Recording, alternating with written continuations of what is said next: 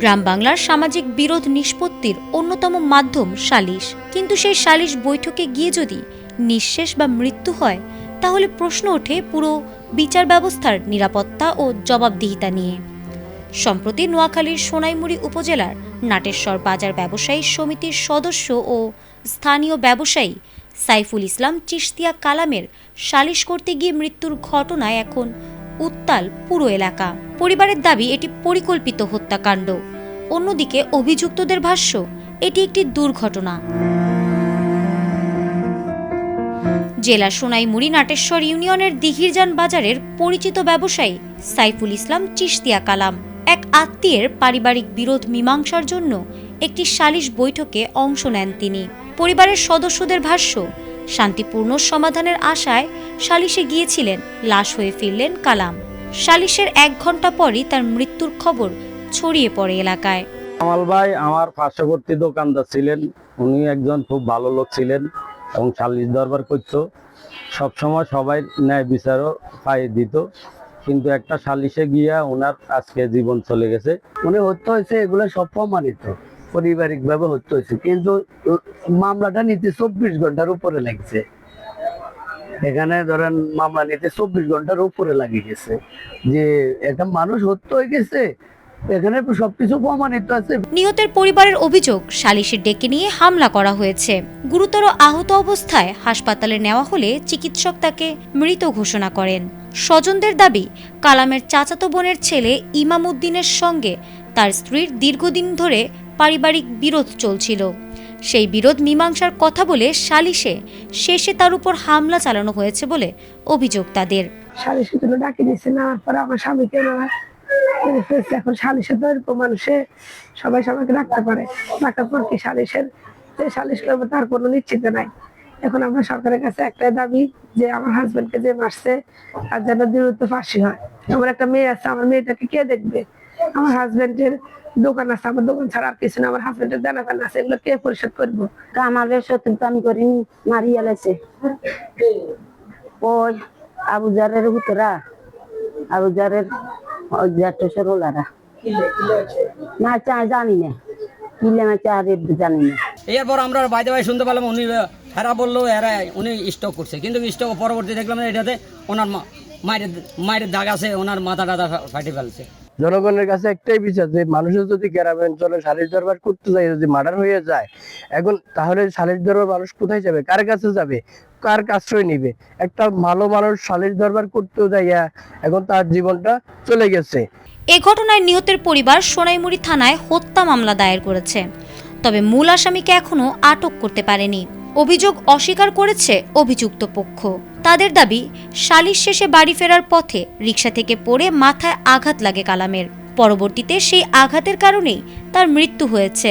এবং ওই ঘটনার সাথে সম্পৃক্ত যাদেরকে পাইছেন সবাইকে নিয়ে আসার পরে আমার সম্মুখে জিজ্ঞাসাবাদ করছেন, করার পরে স্বাভাবিক আইনি প্রক্রিয়া যেটা হয় সেটা করার জন্য ওনারাও ব্যবস্থা নিয়েছেন এবং আমিও বলেছি যে আইনগত ব্যবস্থা নেওয়ার জন্য। সেখানে হস্তক্ষেপ বলতে যে কথাটা বলা হয় বা আমার কথা বলা হয়, এটাতে আমি কোনো হস্তক্ষেপ করি নাই। আমার এলাকার মানুষ পুলিশ থানায় ধরে নিয়ে গেছে, এটা শোনার পরে আমি উপজেলা ছিলাম, তার কারণে সেখানে গিয়েছি, বাস্তব পরিস্থিতি আমি দেখেছি। দেখার পরে সেখানে তাকেও বিবাদী করেছে, যে ছেলে ঘটনা ঘটাইছে তাকে, তার বাবাকেও বিবাদী করেছে। তো সেখানে যেহেতু বিবাদী করেছে বাদীপক্ষ, সেখানে আমার কিছু বলারও থাকে না, পাওয়ার থাকে না, আইনের গতিতে চলবে। ঘটনাটি ঘিরে সামাজিক যোগাযোগ মাধ্যমে ছড়িয়ে পড়া কিছু ছবি ও সিসিটিভি ফুটেজের ভিডিও নিয়েও চলছে নানা আলোচনা। স্থানীয়দের দাবি, এসব তথ্য সঠিক তদন্তের আওতায় আনা প্রয়োজন। আমাদের বাজারের পশ্চিম পাশে রিক্সা আটকাইয়ে ইট দিয়ে বাড়িয়ে তারা হত্যা করছে। তো উভয়জনকে উভয় দিতে যাই, এই যে দুর্ঘটনাটা মারাত্মক হয়ে গেছে, তার পেছন দিয়ে আক্রমণ হওয়ার কারণে সে মৃত্যুবরণ করে। শুধু একটি মৃত্যুর ঘটনা নয়, এটি নতুন করে প্রশ্নবিদ্ধ করেছে গ্রামীণ সালিশ ব্যবস্থাকে। আইন বিশেষজ্ঞদের মতে, সালিশ কখনোই আইনের ঊর্ধ্বে নয়। সালিশের মনোভূত হলে আদালতে যাবে। সেটা না করে কেন মৃত্যুর মতো অপরাধ সংগঠিত হলো, তার দৃষ্টান্তমূলক বিচার হওয়া প্রয়োজন। উনি ওনার নিকট আত্মীয়ের একটা পারিবারিক বিরোধ নিষ্পত্তির উদ্যোগ নিয়েছিল এবং সামাজিকভাবে সালিশের মাধ্যমে বিচার করার চেষ্টা করেছিল।